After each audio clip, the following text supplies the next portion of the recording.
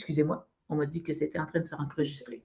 Alors, et donc, Flavie nous a proposé de peut-être faire une séance d'information et c'est là qu'on est aujourd'hui ce soir. On a un PDF, un PowerPoint, je m'excuse, une présentation de 9 petites slides. Notre but principal dans cette rencontre, c'est de répondre à vos questions aussi, surtout. C'est pas de vous amener plein de réponses ou de solutions, c'est d'entendre qu'est-ce qui vous questionne en fonction de la situation de votre proche ou de vous-même par rapport à cette maladie et par rapport à l'hébergement si, advenant, il y avait une décision différente à faire que de ne pas pouvoir rester chez soi. Donc voilà, c'est un petit peu le but de la présentation. Puis comme je vous dis, on veut faire ça vraiment sympathiquement, fait que vous faites le petit signe, levez la main, vous criez fort, on va essayer de vous écouter pour pouvoir répondre à vos questions. Donc, je vais laisser donner la chance à Natacha qui va aller dans la première présentation, qui va Natacha DLC. En fait, je me présente aussi quand même, j'ai 17 ans d'expérience dans le domaine et je suis éducatrice spécialisée de formation. Natacha va se présenter, mais elle a aussi pas mal, malgré son âge jeune, elle a pas mal d'années derrière la cravate au niveau des services de conseil, au niveau de l'hébergement pour les résidences. Donc, je vous présente Natacha DLC, qui va se faire le plaisir de faire les 2 prochaines slides. Merci Fabienne. Bonjour à tous, bonsoir. Je vais vous présenter. Voilà. Est-ce que vous voyez bien l'écran? Est-ce que c'est assez clair? Oui. Parfait, OK. Alors, qui nous sommes? Nous sommes des conseillers d'accès à résidence. Nous sommes des membres de la CHQ, comme Fabienne l'a déjà mentionné, l'Association des conseillers en hébergement du Québec. Nous sommes en mesure de bien comprendre la situation actuelle de quelqu'un dans vos alentours, quelqu'un proche de vous. Ça peut être un membre de la famille, un ami, etc., etc. On travaille avec des professionnels de la santé pour mieux répondre aux besoins de nos aînés. Professionnels de la santé, ça peut être les infirmières, ça peut être les travailleurs sociaux, ça peut être des fois aussi des ergothérapeutes, des physiothérapeutes. On est quand même assez flexible avec le type de clientèle aussi, ainsi qu'avec les professionnels. On est à l'écoute de tout le monde entre-temps, puis on est là vraiment pour vous guider et vous aider. Et n'oubliez pas, c'est des services, c'est sans frais. Au Québec, nous avons environ 1200 résidences privées certifiées. Quand on parle de certification, on parle vraiment que sont certifiées par le gouvernement. Okay? Il y a des résidences un peu plus petites des fois qui ne sont pas certifiées. Ça ne veut pas dire qu'on ne va pas travailler avec eux, mais ça ne nous garantit pas le type de service qu'ils vont nous offrir. Nous avons aussi environ 125 000 portes. Dans les portes, on parle quand même des unités locatives, on parle des résidences familiales, on va regarder un peu plus tard. Mais si vous voyez le petit tableau ici, je ne sais pas si vous voyez les graphiques, les petits personnages. Mais c'est sûr qu'à Québec, on a plusieurs portes. Puis d'habitude, on va voir les différentes couleurs. Quand on parle de différentes couleurs, on parle vraiment qu'il y a différentes chaînes de résidences, différents types de résidences, parce qu'ils vont avoir plus de 100 portes, 200, 300, même 600 portes. Puis il y en a d'autres qui ont moins de 50 portes. C'est important de savoir que... Oui. Est-ce que quelqu'un a une question par rapport aux premières j'arrive pas à dire le mot en français, au premier diapositive qu'on a fait? Est-ce que vous avez des interrogations sur notre service, sur un service de conseil comme on parle qui existe au Québec depuis plus de 35 ans, des services d'une entreprise comme la nôtre? Non? Non. OK. Ce qu'on veut expliquer aussi au travers de la diapositive où il y avait les petits personnages, c'est que c'est vraiment au Québec qu'il y a une grande développement de l'RPA, contrairement aux d'autres provinces où ils ont moins c'est pas cette mentalité, mais ce besoin-là, peut-être probablement, tout est en lien aussi avec notre système de santé. Et donc, c'est là qu'on veut expliquer un petit peu la différence qui existe au Québec dans les différents types de RPA et dans les différents types d'établissements. Quand je vous dis qu'au Québec, le système de santé, il a des faiblesses ou il a des difficultés, on va aller voir dans la prochaine diapositive quel genre d'établissement avec des services ou des soins existe au Québec. Vous le connaissez probablement. On les a nommés, il y en a 3. Il n'est pas compliqué, puis je crois que peut-être vous, les proches aidants, vous êtes un petit peu au courant de cette situation-là, dans le fond, par rapport à votre proche aidé. C'est qu'il y a, nous, principalement, il y a les RPA, le jargon qu'on entend souvent, qui veut dire résidence pour personnes âgées ou aînées.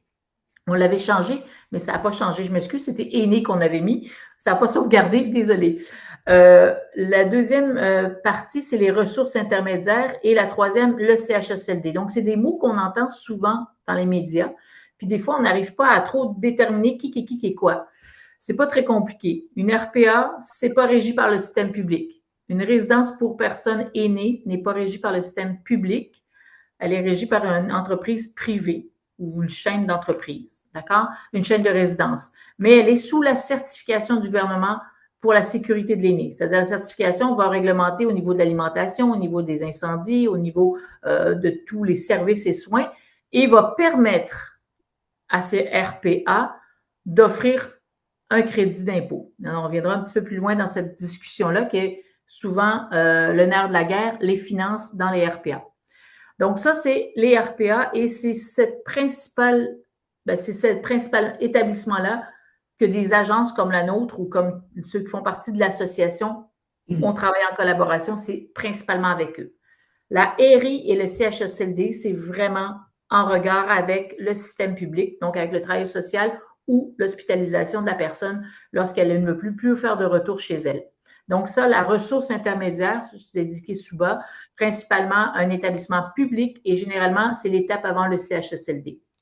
Dans une RI, on peut retrouver problèmes physiques, problèmes cognitifs, la même chose qu'un CHSLD public. Donc, c'est vraiment les heures de soins que la personne aidée a besoin qui va faire la nuance entre une ressource intermédiaire ou un CHSLD au Québec. Et c'est pas la famille qui peut déterminer, c'est principalement fait suite à une évaluation des besoins de la personne. Peut-être que vous êtes au courant aussi, ils appellent ça un SMAF. Donc, c'est un système avec des cotes, en fait, qui vont catégoriser que la personne a besoin de telle ou telle ressource pour ses services et ses soins. Tandis qu'une RPA, ben, c'est la famille qui va choisir de façon la plus logique possible laquelle pourrait correspondre le mieux. Et c'est là qu'on rentre encore, je reviens toujours à un service comme notre association et comme notre entreprise. Un mal nécessaire ou un bien nécessaire, étant donné que nous, on connaît les ressources, on les évalue, on les rencontre, on les visite, on les valide et on sait laquelle va offrir des soins qui peuvent mieux correspondre à une personne avec la maladie de Parkinson ou avec des difficultés physiques ou cognitives. Oui, madame, je m'excuse, Micheline. Oui. Ce que je me demande, c'est est-ce que vous ne faites affaire qu'avec les RPA et vous n'êtes pas impliqué dans les choix des RI ou CHSLD?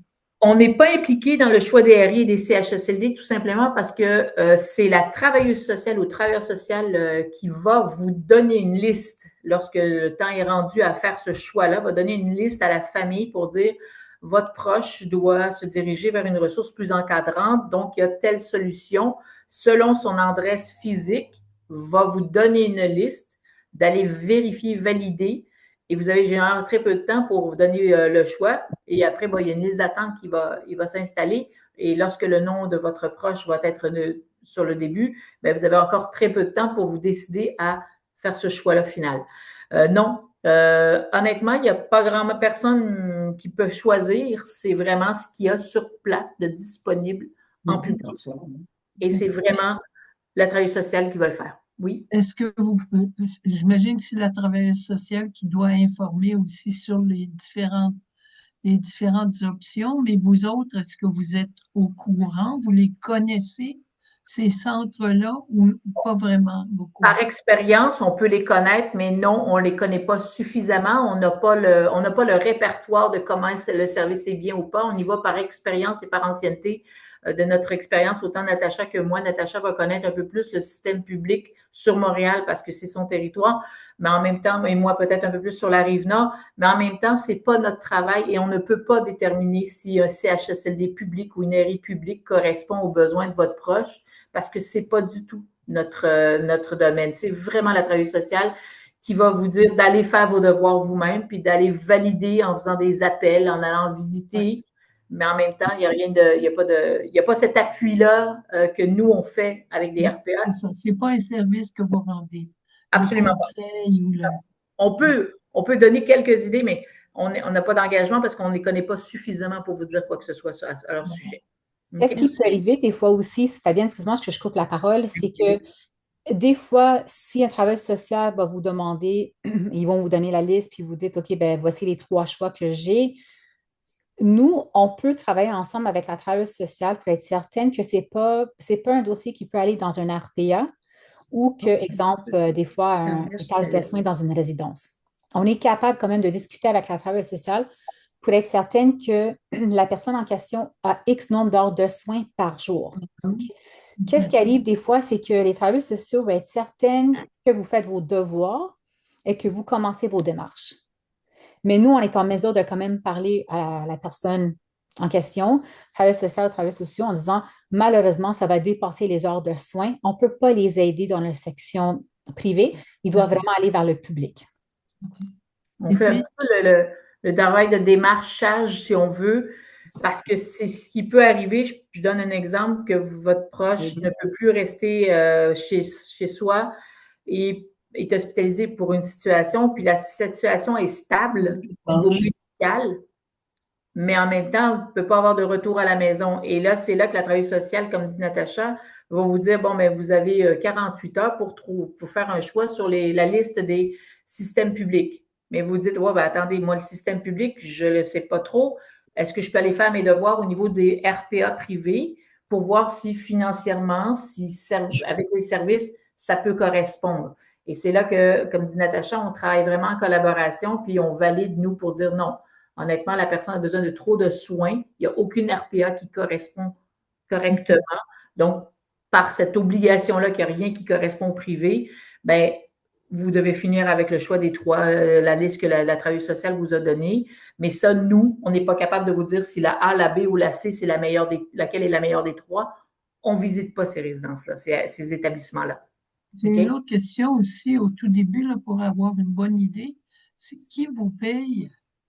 C'était une très bonne question qui devait être dès le début. Nous, on est rémunérés par le regroupement des résidences. C'est sûr qu'on ne fait pas de bénévolat parce qu'on gagne tous notre vie honnêtement et sérieusement, mais on parle le regroupement. Donc, et souvent, je vous dirais, madame, les services comme nous, ça fait comme 35 ans que ça existe, on travaille beaucoup dans le bénévolat et dans le social parce qu'on vous donne beaucoup d'informations aux familles pour qu'au final, ils vont aller se diriger vers le public ou ils vont avoir un service autre.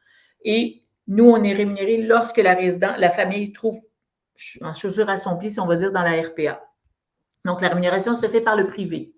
Donc, ça ne coûte rien au système public, ça ne coûte rien à la famille et il y a la garantie, évidemment, que ça ne change en rien les coûts de la famille au privé parce qu'elle travaille avec une agence. À l'inverse, c'est nous-mêmes qui travaillons souvent pour discuter des coûts au niveau des résidences privées qui parfois on trouve que parfois, il y a une petite exagération. Donc, on explique et on valide pour aider la famille à avoir un prix qui peut lui correspondre le mieux.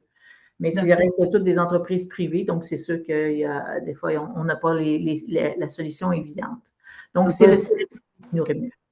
Votre connaissance, madame, est-ce qu'il existe au Québec une série de RPA ou de CHSLD ou séparément ou je vais vous montrer. Oui, je comprends votre question, puis je vais aller à la prochaine diapositive va vous donner un petit peu des RPA les RPA au privé au Québec. Il y a différents types de RPA. Il y a peut-être avant la pandémie, on avait encore des CHSLD privés. Il n'en existe plus au Québec des CHSLD privés. En fait, il existe des établissements qui sont propriétaires privés, gestionnaires privés, mais qui n'ont pas le permis de CHSLD privé. Et que là, ils sont, en fait, toutes les portes, les chambres, les appartements qui sont dans cet établissement privé sont loués au système public. Donc, c'est encore là, il faut passer par la travailleuse sociale pour se diriger vers ce type de RPA. Mais ma question, c'est de savoir s'il y a des organismes qui se spécialisent dans le traitement des personnes atteintes de la maladie d'Alzheimer. Parkinson. Parkinson. Est-ce qu'il y a des organismes il y a la Société d'Alzheimer, il y a la Société de Parkinson, c'est eux qui sont. Mais pour vous parler au niveau de l'hébergement? Oui, oui, au niveau de l'hébergement. Allez-y, Natacha. En fait, c'est que oui, il y a différents types de résidences, OK? Les différents types de résidences, c'est ça que Fabienne voulait dire aussi, les résidences familiales avec soins personnalisés, retraite active, autonome, puis les résidences évolutives, chaque résidence a leur spécialité. OK? Il y a des groupes de résidences, je vous donne des grosses chaînes de groupes. Chartwell, Cogir, Groupe Modis, Résidence Soleil. C'est pas spécifiquement, ils vont pas dire que oui, on s'occupe des gens qui ont du Parkinson, mais ils vont demander le profil de la personne pour voir s'ils sont en mesure d'offrir les bons soins. Parce que, comme on sait, le Parkinson, il y a différents types de Parkinson, ça peut atteindre la personne différemment. Il n'y a pas un type de personne qui va vivre la même façon. Alors, le but, c'est vraiment d'être dans une résidence avec les soins nécessaires puis avec l'encadrement nécessaire. D'abord, on ne peut pas dire que oui, il y a une résidence en particulier. Si maintenant je vous dis une résidence à Saint-Léonard ou une résidence à Laval ou une résidence à Montréal, on ne peut pas dire que ça va être exactement cette résidence parce que même le personnel sont formés pour aider quand même tout le monde. Qu'est-ce qui va changer vraiment, c'est quand ça devient Parkinson avec une atteinte de perte cognitive avancée, Parkinson avec corps de Lewy, Parkinson avec un autre type de démence. C'est ça où est-ce que ça va jouer un peu plus de changements dans les résidences. Il y a des RPA, pardon. Allez-y, oui. Il y a des RPA qui prennent en charge des personnes qui ont de la démence.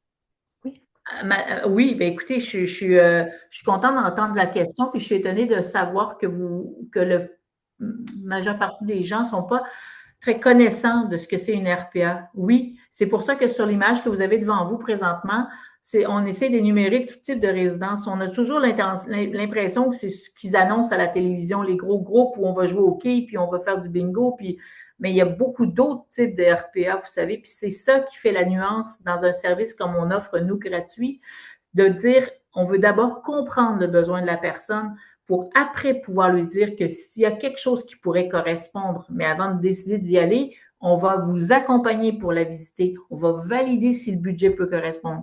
Et on va valider si les soins sont évolutifs dans cette RPA-là, parce qu'il ne faut pas oublier non plus que dans les RPA privés au Québec, le CLSC avec qui vous transigez en ce moment, bien, il peut continuer à offrir des services si la résidence est dans le même secteur.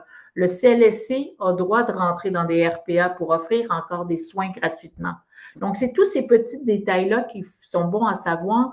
Puis, dans notre diapositive bleue que vous avez devant vous en ce moment, on a mis des photos de RPA que l'on connaît, que l'on côtoie régulièrement, qui ont tout type de clientèle. Celle à gauche, elle est dans Bois-des-Filions, c'est de type familial, je pense qu'il y a 60 chambres.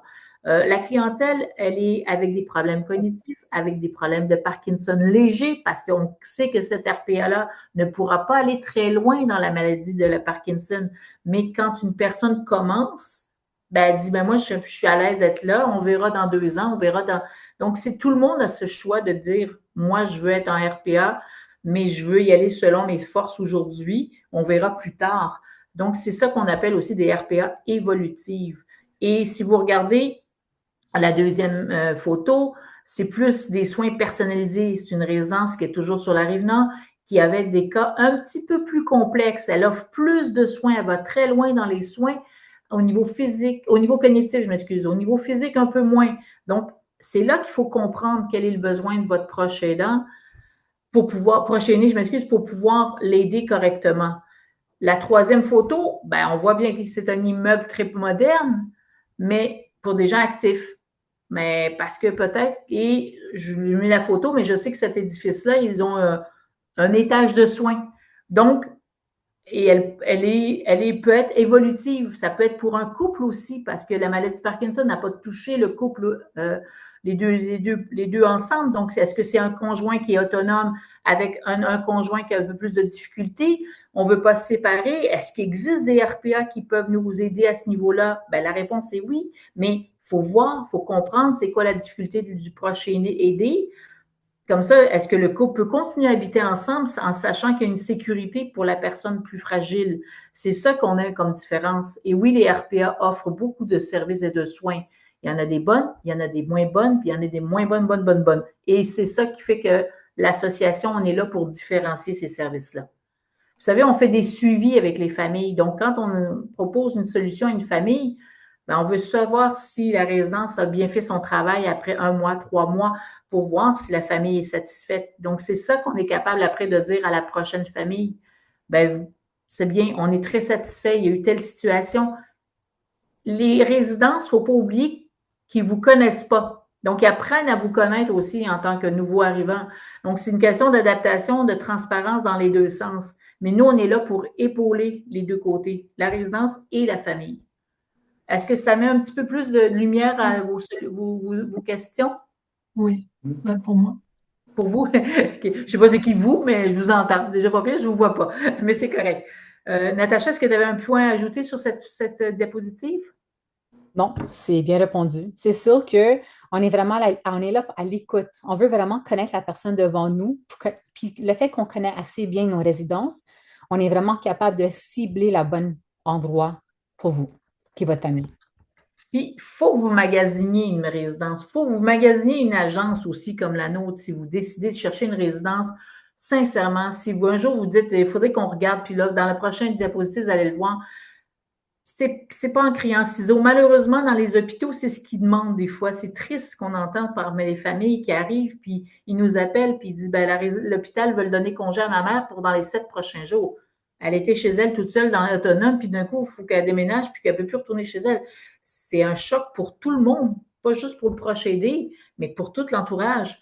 Donc, nous, on est là, puis on calme un peu l'hôpital, on essaye de valider.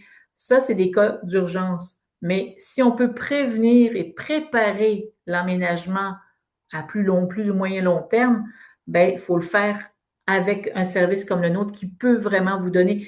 Puis il n'y a rien, là, demain matin, changement d'idée, je veux rester chez moi, tant pis, je demande de CLSC. Parfait, ça ne change rien à notre relation. On est toujours bon amis et on attendra si vous avez besoin encore d'un service comme le nôtre. Sinon, ben, vous continuez dans chez vous. Comprenez-vous? Fait que c'est complexe tout en étant pour nous une passion parce qu'on voit qu'on fait une différence quand on a besoin d'aider nos familles. Vas-y, Natacha, je te laisse aller parce que moi, je pourrais parler toute la nuit. D'abord, comme mentionné tantôt, il y a différents groupes de résidences. Il y a des unités, il va y avoir, pardon, des résidences qui vont avoir 50 unités et plus, puis des résidences familiales, moins de 50 unités. Résidences familiales, moins de 50 unités, c'est des entreprises familiales, puis des fois, c'est des propriétaires uniques. Aussi, en même temps, même si c'est des résidences familiales, ça se peut qu'il va y avoir plusieurs résidences. So, ça se peut que, exemple, la personne va avoir une résidence à Laval, une autre à Montréal, une autre Rive-Sud, Rive-Nord. Puis on peut en discuter avec eux. Des fois, je vous donne un exemple, résidence familiale au West Island qu'on a visité 2 semaines passées avec notre équipe. On a visité 5 différentes résidences familiales, même chaîne de résidences, mais différentes gammes. Est-ce qu'on peut dire gamme? Oui, ça se dit bien. Différentes gammes de résidences, en fait, où est-ce que ça va toucher différents types de budgets, différents types de services aussi. C'est intéressant ce que dit Natacha par rapport au type familial, parce que souvent, le type familial, ça fait toujours peur. Bon, c'est une petite maison. Non, écoutez, on est impressionné par la beauté des résidences familiales qui se mettent à s'organiser au Québec et avec des soins et des services importants. Donc, souvent, les familles vont dire, ben, maman, je ne me sens pas à l'aise, ou mon proche, je ne me sens pas à l'aise d'aller dans un gros édifice. On aime bien avoir, il y a des possibilités. C'est ça qui fait la nuance, c'est qu'il y a plein de possibilités, mais il faut comprendre c'est quoi les besoins, c'est comprendre c'est quoi le budget à respecter, le secteur à rechercher. C'est tout ça. Mais des types familiales, d'ailleurs, il y a une faute d'orthographe encore, il fallait enlever le E. Mais c'est pas grave. Il y a sûrement quelqu'un qui l'a remarqué qu'il y avait une faute d'orthographe. Je vous le dis. C'est bon. Avais-tu d'autres choses sur cette diapositive? D'abord, les groupes de résidence, 50 unités et plus, comme je vous avais mentionné tantôt, Chartwell, Cogir, vous avez aussi les résidences Soleil, vous avez les bâtisseurs, il y en a plusieurs autour de nous. Ça peut être des propriétaires privés, ça peut être des propriétaires canadiens. Aussi, en même temps, ça peut être des gestionnaires, des investisseurs. D'abord, les gens que, oui, nous, on pense comme Groupe Maurice, c'est une histoire, c'est vraiment un groupe au complet. Mais si on parle de les COGIR, les Jazz et les COGIR, eux, c'est différent. C'est pas une seule propriétaire. D'abord, c'est différents gestionnaires, différents investisseurs. C'est pour ça, même aussi, des fois, les tarifs vont changer, les prix des logements vont changer. Même si on dit euh, toutes les chartoirs, ça doit être le même prix, ça va changer selon la région, selon les types de services qu'ils vont offrir, si c'est une résidence autonome ou semi-autonome avec soins. Puis aussi, société de gestion. D'abord, ça, c'est grosso modo de des résidences. Est-ce que vous avez des questions sur cette diapo? Moi, j'aurais une question. Je voudrais savoir, est-ce que vous faites affaire avec toutes les résidences ou vous avez un groupe sélectif que ce soit dans chacun des groupes, là? Est-ce que vous êtes avec un groupe ou si toutes les résidences, vous faites affaire avec toutes les résidences? Je peux vous dire qu'on peut toucher environ 95% des résidences. OK? OK. On n'a pas une préférence de groupe. Des fois, on peut avoir nos préférences à nous concernant la résidence ciblée. La raison, c'est parce que ça se peut qu'on a fait on a aidé beaucoup de familles pour rentrer dans les résidences. Puis on sait c'est quel type de services qu'ils vont offrir à nos aînés. Mais on ne peut pas dire qu'on va cibler encore une autre fois Cogir sur Chartwell ou Groupe Maurice sur une autre résidence. On est vraiment à l'écoute de la famille, puis on est à l'écoute de la personne qui cherche la résidence aussi. Parce OK, donc vous couvrez 95% des résidences. Sélection, ça doit être dans votre groupe ou peut-être pas. Là, malheureusement, la sélection est rachetée, elle fait faillite. Oui, mais c'est encore. Oui. Fait faillite, mais c'est pas fermé. Là, ça fonctionne. Là. Non, d'abord, monsieur, toutes les résidences de sélection étaient achetées soit par Chartwell, par Cogir, par un autre, des indépendants, des investisseurs indépendants. D'accord, merci. Quand même, on travaille avec eux. Ça se peut que je sois obligé de quitter. J'aimerais savoir si je veux rejoindre l'association des conseillers en hébergement, si je veux communiquer avec eux autres pour mes besoins et tout ça, comment je dois m'adresser? En fait, sur le site Internet de l'ACHQ, puis ça, je pourrais le laisser à Mme Prévéro. Le site de l'ACHQ, quand vous allez sur le site, vous avez cliqué sur membres et vous allez voir par région quelles sont les agences qui travaillent dans votre région. Donc, vous allez pouvoir appeler l'une et l'autre des agences pour valider avec laquelle vous vous senteriez à l'aise.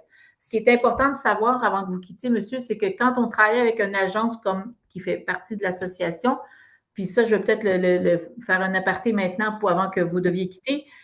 L'association, elle a une directive importante, c'est que notre devoir en tant que membre de l'association, c'est de l'intégrité, mais c'est aussi l'accompagnement, le suivi, l'accompagnement de la signature d'un bail, le suivi après le déménagement. Donc, il y a tout un protocole à respecter. Au Québec, il y a des agences qui ne feront jamais partie de l'association parce qu'elles n'ont pas cette éthique de travail-là. C'est simplement un répertoire web et puis bon, et malheureusement, des fois, ça pénalise l'aîné ou le prochain aîné parce qu'il est trop sollicité de tout bord, tout côté. Donc, faire affaire avec une agence qui est dans l'association, vous avez aussi le respect de la loi de la confidentialité qui est intégré là-dedans. Et donc, on fait affaire avec une agence à la fois. Ça ne sert vraiment à rien d'appeler plusieurs agences parce que, comme un peu Natacha a répondu, je vous dirais que 100% des membres de l'association travaillent avec 95% des agences, des résidences. Le 5% qui ne travaillent pas avec des agences, c'est parce qu'ils sont toujours complets. Ils ont des référencements, ils n'ont pas besoin de nos services. Donc, ils n'ont pas tant la nécessité de faire affaire avec nos services. Mais tous les gros groupes font affaire avec des agences comme les nôtres. Ça, c'est sûr et certain. Puis toutes les familiales, une bonne partie de tous les autres types de résidences, donc 95 au total. Est-ce que ça vous répond à votre question, monsieur? Oui, je vous remercie. En fait, c'est très clair. La seule question qui me vient à l'esprit, c'est que quand vous parlez d'offres de suivi, parce que je regarde comme la communication avec la CHQ, c'est sans frais, mais quand on parle d'offres de suivi dans la signature, tout ça, est-ce qu'il y a des frais à ça ou ça fait partie de tout? Ça fait partie du mandat qu'on a à travailler avec notre famille parce que c'est important de savoir si ce qu'on vous a proposé comme résidence et ce que vous avez choisi comme résidence et qu'eux vous ont proposé des services, qu'ils soient sûrs d'avoir offert les services qu'ils vous ont proposés. Et c'est là qu'on fait la nuance parce qu'on veut que la famille soit bien répondue, mais on veut aussi que les résidences continuent à offrir un service de qualité et qu'il s'améliore parce que avec plein d'événements, que ce soit la pandémie ou toute autre situation, il y a des résidences qui, des fois, par manque de personnel, vont dire lors de visite, ah oui, on fait ça, on fait ci. Puis lorsque le résident est arrivé, déménage, bien, il manque, il y a un petit peu de laisser-aller et nous, on les rappelle à l'ordre. Vous aviez proposé ça à notre client, pourquoi aujourd'hui il ne l'a pas? Bon, là, ils comprennent qu'on fait un bon suivi avec notre clientèle et c'est là qu'on fait la force de la différence. Je vous remercie beaucoup, c'est très clair. Merci. Au plaisir, monsieur. Simplement pour vous dire que j'ai ajouté dans le chat l'adresse à CHQ Québec, puis j'ai inscrit, cliquez sur membre après. Parfait, excellent. Merci beaucoup, madame. Merci. Est-ce que j'aimerais savoir l'évaluation d'une CLSC est nécessaire pour diriger le patient dans au bon établissement? Je peux répondre si vous voulez. En fait, non, on n'a pas besoin d'une évaluation, mais ça peut nous aider, ça peut nous guider comme conseillère en hébergement, ça peut nous guider à voir vraiment les besoins nécessaires de la personne en question, ainsi de vraiment cibler la bonne résidence. Et le rôle du CLSC, c'est pas dès qu'une personne quitte son secteur, je ne sais pas comment appeler ça. Qu'est-ce qui arrive? Y a-t-il un suivi qui se fait? En fait, qu'est-ce qui arrive, c'est que le moment où est-ce que vous ciblez une résidence, nous, d'habitude, comme conseillère, on va parler avec la travailleuse sociale du CLSC, puis on va dire c'est important, puis même avec vous, avec votre aide, on va demander de faire un transfert de dossier de CLSC. D'abord, si vous habitez, exemple, on va dire que vous habitez à Laval, puis vous voulez aller vers Montréal, on va demander qu'ils font le transfert de Laval à Montréal selon le secteur que vous avez ciblé. Maintenant, c'est vraiment important de savoir que oui, on peut recevoir les mêmes services, mais ça va être l'évaluation du nouveau territoire, nouveau région qui va valider si les services sont capables de les fournir ou non. C'est pour ça que nous, quand on va faire une visite dans une résidence, on va être certaine que le montant qui est ciblé, le budget, on discute le budget même avant de visiter la résidence pour être certaine qu'on ne dépasse pas votre budget et que vraiment les services que vous avez besoin, on va être capable de les recevoir. Natacha, j'ai 2 points que je veux rajouter sur ce que tu viens de dire, puis c'est très pertinent. Effectivement, le dossier peut être transféré d'un CLSC à un autre, d'un territoire à un autre, mais il n'y a jamais de garantie que les services que vous aviez au CLSC de Laval continuent dans le nouveau CLSC. Ils ont toujours leurs enveloppes budgétaires qui varient. Donc, mais on travaille fort à aider à faire comprendre aux nouveaux travailleurs sociaux, au nouveau système que c'est une nécessité absolue. Mais nous, on n'est pas responsable de si les soins ne sont pas suivis. Mais oui, la réponse est oui, votre dossier peut être transféré dans un autre CLSC et continuer à avoir les services, peut-être qu'ils seront même améliorés, on ne le sait pas. Chaque territoire a sa propre politique, vous en avez sûrement entendu parler. L'autre point que Natacha disait, je l'ai échappé, Natacha, ton autre point, tu parlais de quoi dans cette conversation-là? C'est important. Oui, le budget, tu disais. Oui, tu parlais de budget. Et je ne me souviens plus. Oui, souvent, ça confirme ce que Natacha dit. On ne fera pas miroiter à quelqu'un une RPA si déjà à la base, ça ne rencontre pas son budget. Et c'est là la nuance de notre service, c'est qu'on ne fait pas miroiter des choses qui ne sont pas réalistes aux familles. On a tellement souvent des appels qui sont reçus à nos bureaux pour dire, ben là, on a fait le tour de 3-4 résidences. On n'arrivera jamais à trouver une solution pour maman. Elle n'a pas le budget. Puis là, on pose la question. Parfait, c'est quoi le budget? Nous, on est capable déjà en partant de dire, il y a probablement une solution, mais on va peut-être travailler autrement. Fait que là, c'est là qu'on met entre les mains de la conseillère de secteur. Fait que c'est ça qui est important de comprendre. On fait vraiment en amont c'est en avant, ou en aval, en amont, on fait beaucoup de choses avant de vous présenter des solutions parce que c'est trop blessant d'être déçu à la fin. Est-ce que ça répond à vos questions? Natacha, avais-tu d'autres choses? J'avais une autre petite question, c'est s'il y a un changement de CLSC, est-ce qu'il y a une nouvelle, vous dites, on aide à transférer votre dossier d'un CLSC à l'autre, mais est-ce qu'il y a une nouvelle évaluation du nouveau CLSC? On recommence comme... C'est pas que vous recommencez dans un nouveau CLSC. Vous ne recommencez pas à zéro. Qu'est-ce qu'ils vont faire? C'est qu'ils vont prendre leur dossier on va dire que vous habitez à Laval, OK, puis vous voulez aller vers Montréal ou vice-versa. Il va prendre le dossier que vous avez maintenant. On va dire que vous avez le dossier de Laval, le travail social dit, parfait, Madame Micheline va déménager vers Montréal. C'est leur responsabilité de transférer le dossier, votre dossier du CLSC, avec les services que vous avez, ça se peut que c'est chèque emploi, etc., etc. Ils vont transférer le dossier dans la région de Montréal. Selon, exemple, ça peut être Hensic, ça peut être Saint-Léonard, ça peut être l'ouest de l'île, l'est de l'île. Puis après, c'est la travailleuse sociale ou même des fois un infirmière qui va évaluer le dossier. Parce que nous, ils vont évaluer. Vous me dites, c'est chaque CLSC a une offre de service qui Exact. lui appartient et c'est possible qu'il y ait un service qu'on obtient du CLSC où on est déjà intégré, Oui. qui ne soit plus disponible dans un autre CLSC. C'est ça, Exactement. Mais ça peut arriver aussi que vous avez des services maintenant à domicile et que demain matin, le CLSC décide de couper ses services parce qu'ils n'ont plus Ouais. de fonds puis ils n'ont plus de personnel. C'est pour ça que nous, quand on fait des démarches avec des gens qui ont soit des pertes cognitives, des pertes physiques, ça peut être Parkinson, Alzheimer, démence, c'est at large, on demande tout le temps à la famille qu'est-ce qui est le plus important pour nous. Est-ce que c'est le luxe ou est-ce que c'est les services qu'on va offrir à la personne en question? Ouais. D'habitude, c'est les services qu'on va offrir. Ça veut dire que des fois, on va aller vers une résidence plus petite, mais tout inclus, ou est-ce qu'on sait qu'ils vont avoir vraiment tous les services inclus? Ça se peut que vous, à la maison, maintenant, vous avez la gestion de médicaments, l'hygiène partielle et l'aide aux douches. Mais dans des résidences, des fois, ils ont des forfaits déjà avec tous ces services inclus. D'abord, ça peut...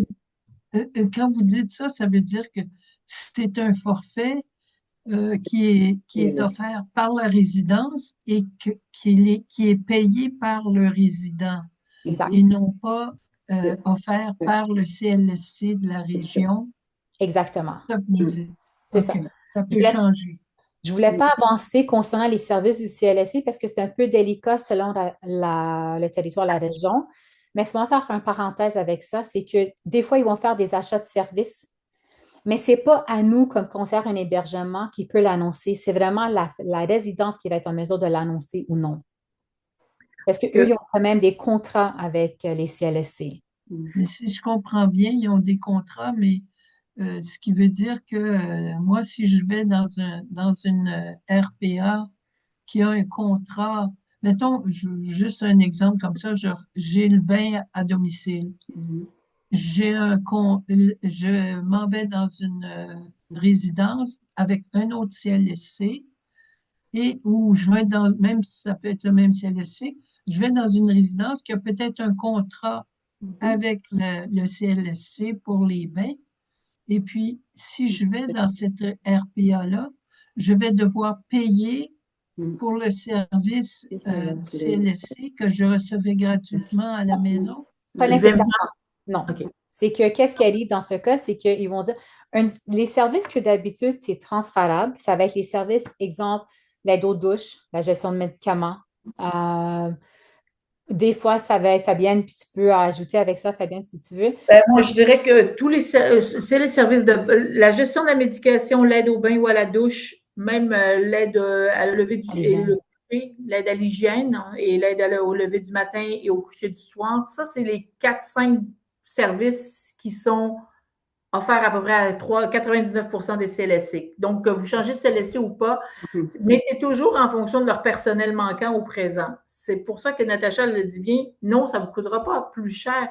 Ce n'est pas ces services-là, parce que ça, c'est des services de base. Je donne encore l'exemple de ma propre mère qui a le service du CLSC elle habite dans une RPA, mais elle a le service du CLSC pour l'aide à la douche. Donc, et ça ne lui coûte rien. Donc, il y a plein de choses qui sont organisable. Ce que vous voulez dire tout à l'heure, Natacha, au niveau des achats de services, c'est un petit peu plus les services plus pointus, si on veut. L'aide au transfert. L'aide au transfert, exactement. Là, on va dans quand vous n'êtes plus capable de vous transférer physiquement. Donc, c'est des choses qui demandent un petit peu plus de personnel, de présence de personnel, donc qui coûtent plus cher à engager du personnel dans un RPA. Et c'est là que ça devient complexe. Et là, c'est là que Sonia Bélanger, la ministre des Aînés, a fait le 15 mai dernier une augmentation, en fait, de l'aide financière au RPA. Et ça va aider justement à des services abordables par l'achat de services. Mais là, si on rentre là-dedans, on ne se finit plus, là. Mais c'est important de savoir qu'il y a de l'aide financière possible. C'est important de savoir que le CLSC peut continuer à faire des services gratuits dans une RPA. Ce n'est pas parce que vous êtes dans une RPA que vous n'avez aucun service gratuit. Sauf que c'est du cas par cas à chaque fois. Il faut valider le CLSC, il faut valider les possibilités de service. Et à partir de là, vous ne faites pas ces gestes-là. Vous ne signez aucun document tant que vous n'avez pas validé toute cette information-là. Et c'est notre service qui vous aide à comprendre cette gymnastique qui est incroyable et complexe. Je vous l'avoue. Okay? Parce qu'on sait qu'avec le Parkinson, il peut y avoir une dégradation de la condition. Alors, on entre dans une certaine condition. Exactement. Et ça va être on a besoin de plus de services. Oui. Et je souhaite que le système de santé du Québec comprenne bien ça. Et je pense qu'ils sont rendus à cette étape-là, étant donné que le gouvernement n'est pas capable d'offrir suffisamment de ressources publiques à nos proches, nos aidés et nos aidés. Il faut qu'ils améliorent l'aide financière ou les services en RPA. Parce qu'à un moment donné, on va se cogner un mur. Le mur n'est pas encore arrivé, mais il va arriver solide là, s'il ne fait pas d'efforts. Là, c'est mon opinion personnelle, mais elle est réaliste. On en parle dans le système et c'est la réalité. Donc, il y a un travail qui se fait en équipe par rapport au RPA et ministre des Aînés pour dire qu'il va falloir que vous bonifiez un petit peu les crédits pour nos gens qui veulent rentrer parce que le CLSC ne répond plus assez à la demande. Même pas, ils demandent de rester à la maison, mais ils n'offrent pas suffisamment. Donc, il y a un non-sens dans tout le système de santé du Québec. OK? Et c'est pour ça que nous, on est là pour dire, bien, écoutez, moi, je sais que cette ressource-là, elle n'est peut-être pas luxueuse, mais en rentrant, ça vous coûte tant, que votre santé se désagrège ou se détériore plus rapidement, ça restera dans ces mêmes barèmes-là. Parce que oui, il y a des mauvaises surprises dans des RPA.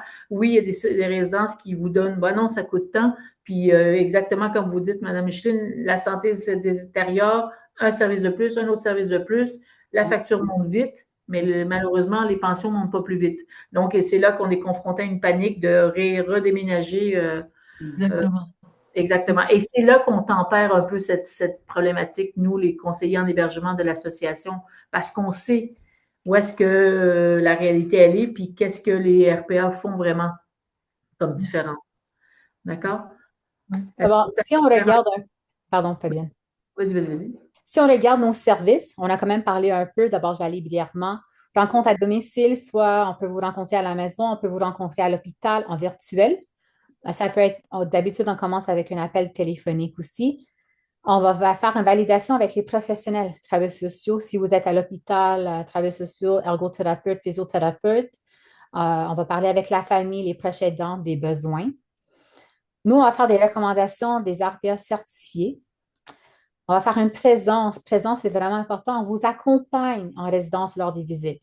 Quand on parle d'accompagnement, on ne vient pas vous chercher chez vous puis vous amener.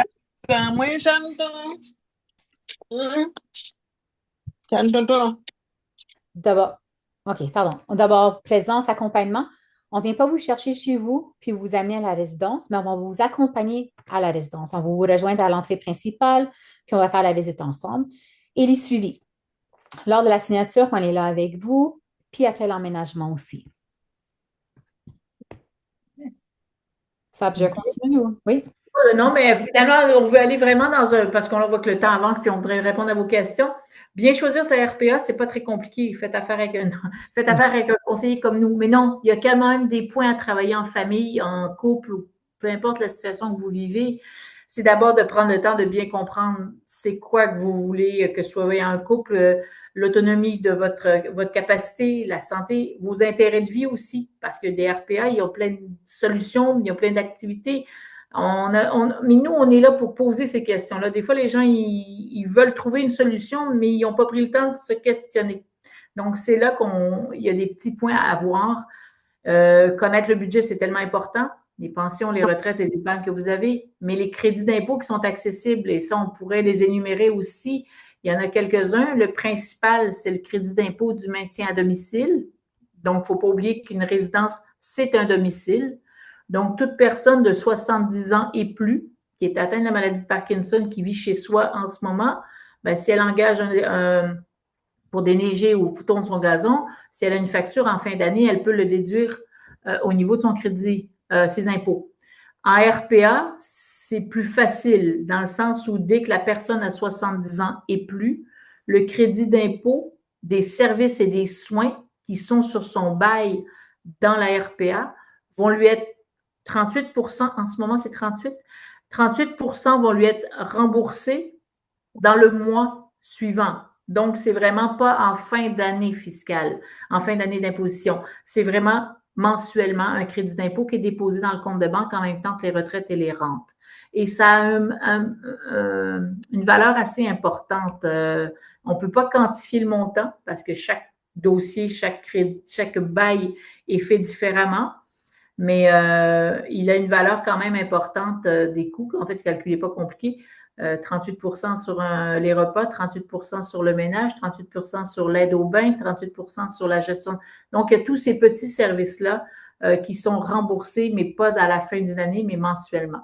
Donc, oui, quand on regarde les chiffres d'une RPA, sur le coup, ça peut dire, mon Dieu, ça coûte cher, mais il y a quand même une réflexion. Mais pour moi, il n'y en a pas encore assez de crédit. Ça, c'est clair. On espère que ça va être aussi bonifié ce côté-là. Donc, on vous aide dans cette démarche-là aussi. Choisir la région, c'est hyper important.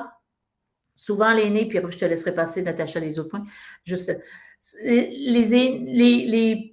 on a l'impression de vouloir déménager encore dans notre région, mais il faut peut-être prendre le temps de voir qui est notre proche aidant, qui nous aide, où sont nos centres de services. Peut-être ce serait bon de se rapprocher de ces gens-là, de ces services-là, pour éviter justement un épuisement du côté de notre proche aidant aussi ou tout ça. Donc, des fois, les gens, ils ne pensent pas, ma mère veut rester à Saint-Jérôme. Oui, vous habitez où? À Montréal. Mais c'est vous la proche aidante, c'est peut-être bien ça la ramène près de chez vous. Ah, on n'y avait pas pensé. Donc, c'est des réflexions, des discussions de famille qu'il faut avoir. Ça, c'est hyper important. Natacha, je t'ai laissé le dernier, je pense. J'aurais un petit problème à vous exposer. Oui, allez-y, Pauline. Je souffre de la maladie de Parkinson. Présentement, je réside dans un RPA public qui offre plus de privé qui offre plus de services. Je sais que ma maladie va évoluer vers plus que moins. Et je suis pris avec un bail de 2 000 par mois pendant un an. Qu'est-ce qui va m'arriver avec ce bail-là? Alors, je peux répondre, Natacha, ou tu veux répondre? Oh, ben, un ou l'autre. En fait, ce que je comprends, c'est que vous êtes dans une RPA privée qui n'offre pas de service. C'est ça. OK. Bon, me permettez-vous de vous demander si vous avez plus que 70 ans? Oui. Donc, vous êtes chanceux dans votre malchance et dans votre âge, parce que dès qu'on a plus que 70 ans au Québec, on peut résilier un bail avec 2 mois d'avis sans pénalité. Donc, c'est-à-dire que si on est là au mois d'août et vous dites, ben moi, vous visitez des résidences avec l'aide de services comme le nôtre et que vous trouvez la résidence qui correspond à vos besoins, ben vous dites à la RPA, moi, je quitte avec 2 mois d'avis. Donc, et c'est pas des années, c'est calendrier. Donc, vous trouvez quelque chose qui vous convient le 15 août. Vous pouvez avoir avec la lettre de résiliation de bail, c'est l'aide aussi de la nouvelle résidence, dire, ben moi, je vais quitter le 15 octobre. Vous vivez encore pendant ces 2 mois-là à la RPA où vous êtes, mais vous avez réservé votre logement pour le 15 octobre à la RPA qui offrira plus de services et de soins. Bravo. Donc, vous n'êtes pas mal pris avec votre bail d'un an. C'est vraiment un des avantages d'avoir 70 ans au Québec et de devoir se retrouver vers une... Et ce n'est pas juste les gens qui sont en RPA. Toute personne qui est locataire en ce moment et qui doit quitter son logement, que ce soit un logement très standard, ou si vous êtes plus que vous ou votre conjoint, si vous êtes en conjoint, ça peut être votre conjoint qui est autonome et vous qui avez des problèmes de santé, mais vous pouvez quitter pour aller en RPA avec un avis de 2 mois sans pénalité. Est-ce que ça a éclairé les gens, quelques gens? Oui. Absolument. Vous nous appellerez, on vous aidera plus. Natacha, veux-tu terminer? Oui, d'abord, planifier la démarche, inclure les proches aidés dans les démarches, puis respecter son rythme et ses craintes. Vraiment important. Nous, on sait qu'est-ce qu'on veut. Vous savez qu'est-ce que vous voulez. Mais la personne en question, des fois, sont hésitants. Ils ne savent pas qu'est-ce qu'ils veulent. Ils ont peur de faire le déménagement. Ils ont peur de perdre les points de report. Ils ont peur de quitter chez eux. Maintenant, c'est un nouveau chez eux. On va être certain qu'ils sont confortables. Bien. Très important. Ah, ben voilà. Et ben en fait, oui, puis c'est bien, tu peux en période des questions, on est dedans. Si vous voulez, tu peux mettre à l'autre slide. Ouais. Oui, moi j'aimerais, Allez-y. Ghislaine. oui, j'aimerais poser ma question. Je commençais sur le chat, mais je vais m'arrêter là. Ah. Je voulais vous poser la question à propos du budget. Lorsqu'on paye déjà un loyer en résidence, un loyer de 2500, 3000 dollars, et que notre conjoint, soudain, est obligé d'aller en CHSLD. Est-ce qu'on paye en plus toujours le 2000 dollars au CHSLD, puis nous autres, on garde notre logement? Ça n'a pas d'allure. En fait, je peux répondre à cela, Fabienne. Oui. Oui. Mais qu'est-ce que vous pouvez faire? C'est que vous pouvez faire une séparation involontaire, puis vous pouvez aller chercher votre crédit d'impôt maintenant. Parce que maintenant, si vous êtes un couple dans une résidence, vous avez un crédit d'impôt pour 2 personnes. Oui. OK. Ça veut Non, dire. mais c'est pas arrivé encore, là. Je fais une projection. OK, projection. Mais si, exemple, vous voulez aller en résidence, puis votre conjoint va aller en CHSLD, c'est sûr que c'est de payer les deux séparément. Mais ça va être un rupture, pas un rupture. Séparation involontaire. Une séparation Séparation involontaire. involontaire. D'abord, vous pouvez aller chercher quand même votre crédit, mais c'est important quand même que la personne en question a quand même un compte de banque qui appartient à lui. Oui. Ce qui arrive des Mais, fois, allez-y. oui, le fameux crédit d'impôt, justement, on l'a pas un logement seulement, même si on est deux là. Au départ, on est deux à la résidence, mettons. Oui. On a un seul crédit d'impôt. Oui, mais c'est un crédit d'impôt pour 2 personnes. Ah, mais la différence, lorsqu'il y en a un des deux qui s'en va en CHSLD, Oui. les deux ont quand même leurs deux crédits d'impôt comme Non. d'habitude. Malheureusement, le moment où est-ce que vous allez au public, la personne qui va aller au public va plus recevoir un crédit d'impôt. Ah, c'est ça. Donc, c'est pour Est-ce ça que- qu'il faut faire la séparation volontaire. Exactement. Involontaire, pas volontaire. Involontaire, oui. Madame Ghislaine, qu'est-ce qui arrive dans ce cas, c'est que pour les CHSLD, il y a quand même un lien, peut-être je peux l'envoyer À Mme Julie. à Mme Julie. Il y a un lien que vous pouvez aller faire un petit test, valider combien ça pourrait coûter dans des CHSLD, mais ils vont vraiment regarder votre revenu. Oui. Vous avez des placements, etc., une maison, placement et tout. C'est sûr que c'est pour ça qu'on dit tout le temps à nos clients de faire une séparation involontaire que vous pouvez aller chercher comme quelqu'un autonome votre crédit d'impôt et que l'autre personne n'est pas pénalisée, de payer 2 à 2 500 dollars par mois. Maintenant, les coûts dans des CHSLD, si je ne me trompe pas, c'est environ 1600 jusqu'à 2000 et plus, selon Oui. le type de grandeur de unité. C'est ça. Mais est-ce que la séparation involontaire, ça se fait devant notaire ou quoi? Non, vous n'êtes pas obligé.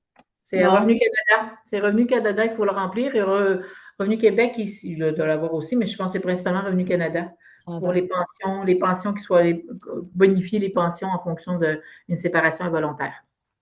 Alors, aux deux, au Revenu Québec puis Revenu Canada, probablement. D'habitude, oui.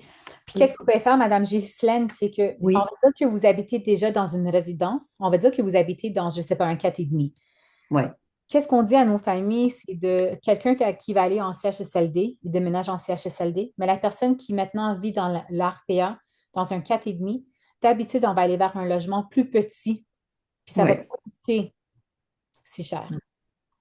C'est On vrai. essaie de trouver des solutions pour les deux. OK. Exact. Mais le crédit d'impôt, autrement dit, il s'applique aux deux lorsqu'on est en résidence, puis il ne s'applique plus à celui qui est en CHSLD par après. Absolument. C'est ça Faut qui est pas- incroyable. Mais pas tant, Madame Justine, parce que le crédit d'impôt du maintien à domicile, c'est vraiment en lien avec les résidences privées certifiées. Ah oui, c'est maintien à domicile, effectivement. CHSLD. Au CHSLD, le maximum à payer, c'est 2100, je pense 2002. Mais il ne faut pas oublier que les coûts d'une chambre, que ce soit la maison des aînés ou ailleurs, ça coûte une fortune de soins, de services de soins. Oui. Donc, le de CHSLD, quand on parle d'une personne en CHSLD, les soins sont énormes. Donc, les coûts du personnel médical, du personnel infirmier, c'est là que le gouvernement, c'est ce que nos taxes, nos impôts, on paye pour que ça nous coûte moins cher en CHSLD jusqu'en fin de jour. Rien de gratuit. Souvent, les gens ont l'impression d'aller vers le système public, vont penser que c'est gratuit, mais malheureusement, il n'y a absolument rien de gratuit, même en public. Alors, le seul truc qu'on a de gratuit, entre guillemets, c'est la RAMQ, mais on doit payer bien cher pour nos taxes, puisque c'est ce qu'on a. Mais donc, c'est ça. Souvent, les gens ont l'impression de vouloir aller en résidence publique parce qu'ils ne vont pas payer, mais tout le monde paye. Puis ma dernière question concernerait ça, justement. Est-ce qu'on a le choix d'aller dans une maison, dans un CHSLD ou dans une maison des aînés? Malheureusement, c'est pas vous qui prenez la décision. Ouais. C'est pas nous, c'est même pas nous comme conseillère en hébergement. Ça va être vraiment avec l'aide de travailleurs sociaux de votre région, du CLSC. Mais il y a des critères spécifiques. Ah oui. D'abord, c'est l'ISO-SMART que Fabienne avait mentionné tantôt au début de la présentation, une évaluation sur 14. C'est vraiment spécifique, puis c'est vraiment détaillé selon la personne en question. Oui. Bon. Et merci. Ça fait plaisir. Et sachez que, oui, c'est ça. Le seul endroit où vous avez le choix de choisir, c'est le privé. Le public, il n'y a aucun choix. C'est une liste, on vous donne 3 choix, mais vous ne savez pas quand est-ce que vous y rentrez, vous n'avez pas vraiment. Donc, faites vos devoirs des deux côtés, public, privé, pour au moins avoir la tête tranquille, de dire on a fait le maximum qu'on pouvait, on a validé tout ce qui est possible dans notre pouvoir, autant financier, territorial, service. Puis, bon, ben, ça y est, on va attendre que le public puisse nous trouver une solution. Ou non, ça y est, on a la chance de trouver une solution avec une RPA privée. C'est vraiment ce travail-là. Oui, mais au début, vous avez dit que maintenant, tous les CHSLD sont publics. Il n'y en a plus de privés. Non, il n'y en a plus. Mais, alors que les maisons des aînés seraient privées? Public. Public aussi. Oui. Okay, donc, il n'y en a plus de privés. Non, mais il ne faut pas oublier qu'il n'y a plus de terme CHSLD privé. Le terme centre d'hébergement de soins longue durée, ça appartient au public. Sauf qu'il ne faut pas oublier que toutes les résidences qu'on vous a présentées tout à l'heure, sur la résidence avec des soins personnalisés, ils vont relativement très loin dans les soins sans avoir les 5 lettres CHSLD. Comprenez-vous? C'est les termes du public, mais le privé offre la possibilité d'aller loin dans les soins. On ne se cachera pas que loin dans les soins au privé, c'est plus coûteux que le CHSLD public. C'est là qu'il faut faire un exercice. C'est quoi? Et comprenez-vous? Donc, c'est là que l'exercice se fait en famille avec nos conseils à nous pour dire, regardez, des fois, il y a des familles qui vont vous dire, bien, on va rentrer dans le privé pour X temps, on va attendre que le temps que le public nous trouve notre place. Donc, il y a au moins, des fois, les gens disent, ben, ma mère a les moyens ou on a les moyens de se l'offrir le privé pour le temps que le public. On calcule toujours entre 18 et 36 mois. Je ne sais pas le temps d'attente des familles, mais ça ressemble à ça pas mal. Des fois, c'est plus vite, tant mieux. Il y a des solutions possibles. Donc, les gens font des exercices aussi financiers, des calculs pour dire, ben, on peut se le permettre pour ce temps-là. Fait qu'on va y aller là. Puis ça arrive aussi que c'est l'inverse. Il y a des gens qui vont rentrer en transition, un lit transitoire dans un CHSLD et que finalement, on a trouvé un endroit au privé avec les mêmes services ou plus, puis les familles sont contents avec ça, de déménager du public au privé. OK, merci. Je regarde l'heure. On pourrait continuer, je pense, toute la soirée. Je vous remercie infiniment, mesdames, de votre générosité par vos réponses et par toute l'information précieuse que vous nous avez transmise ce soir. Merci à tout le monde pour votre participation, vos questions. N'hésitez pas à nous les faire parvenir. Je pense qu'il faudra peut-être considérer faire une deuxième partie à ça à un moment donné sur certains thèmes spécifiques. On y reviendra certainement. J'espère que les gens ont pu être appréciés. Natacha, tu peux juste terminer les 2 dernières slides, mais j'espère que les gens ont pu répondre à vos questions. Puis, vous ne gênez pas de communiquer. Vous avez vu la CHQ, madame, et puis l'autre question. Merci à Flavie. J'avais mis Flaviane. Oui, absolument. Et ça, c'est notre équipe d'accès résidence. C'est toute l'équipe qui travaille. Vous allez voir Natacha que vous avez vu être à côté de moi, les cheveux blancs. Moi, je suis les cheveux blancs. Alors, c'est pour ça qu'on veut juste que vous nous remerciez de nous avoir invités à ça. Puis, on est prêt à d'autres Si vous avez d'autres questions, dire, ben non, on veut travailler sur un autre sujet Oui, par rapport c'est à ça. ça. Il y aura sûrement d'autres opportunités parce que c'est un riche sujet, c'est un territoire assez complexe aussi, ça implique plusieurs choses. Si vous avez, Réponse. je m'adresse aux participants, si vous avez des questions de suivi, peut-être nous les envoyer, on trouvera le moyen à un moment donné de mettre ça ensemble puis de peut-être faire une deuxième partie ou un suivi là-dessus. Puis probablement que Flavie va vous faire parvenir un petit questionnaire d'appréciation. Alors, donnez-nous votre feedback aussi là-dessus. Merci infiniment à vous deux et puis au plaisir. Bonne fin de soirée à tout le monde. Merci. Bonne Merci. soirée. Bye. Merci. Au revoir.